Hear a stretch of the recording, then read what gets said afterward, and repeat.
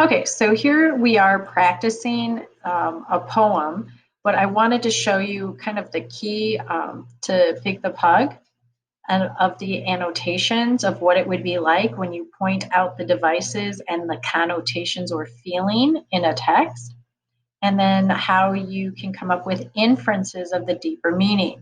So here we have cool that was in bigger font and an exclamation point. Cool has a positive connotation and it means he's kind of popular. Cool means kind of popular.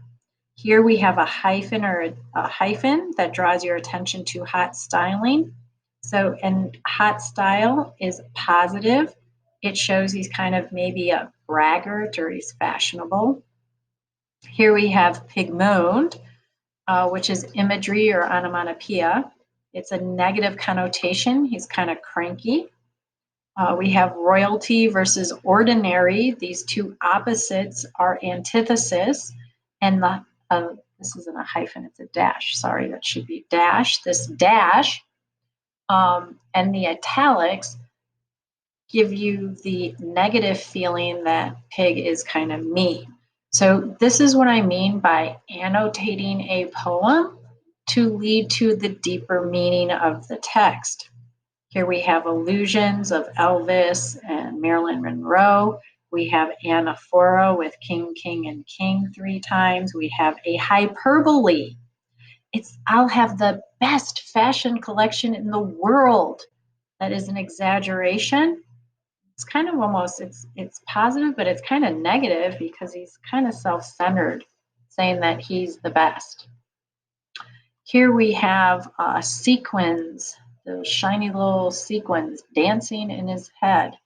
It's personification because sequins don't really dance.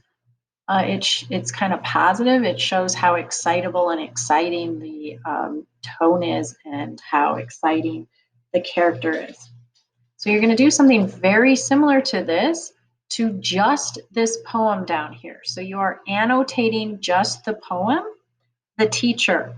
And down here, some people were confused. You have to annotate this. No, we're just, I wanted to give you some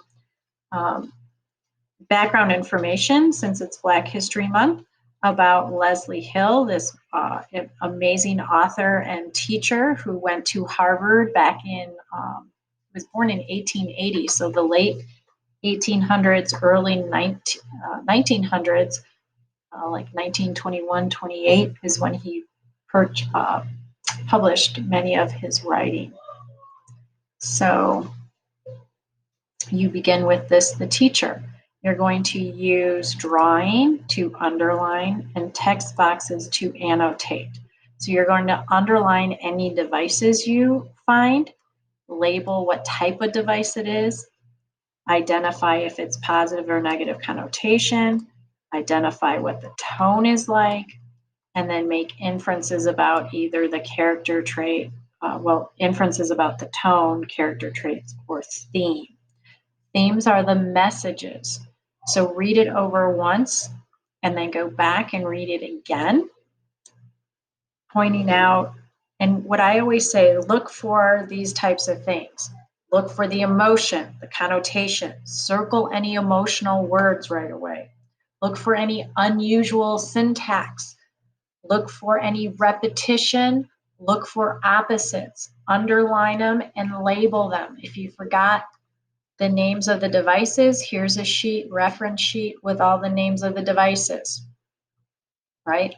From literary devices to unusual syntax, unusual. So what syntax that is unusual or different to get your attention? The syntactical devices, that's mostly about repetition or antithesis, which are opposites. And then at the bottom, I have a big list of universal themes for universal themes. So this is what you're working on. You're working on annotating just this poem and looking for the deeper meaning. And that's due Friday. It's only 4 stanzas long. And you're also working on the other vocab.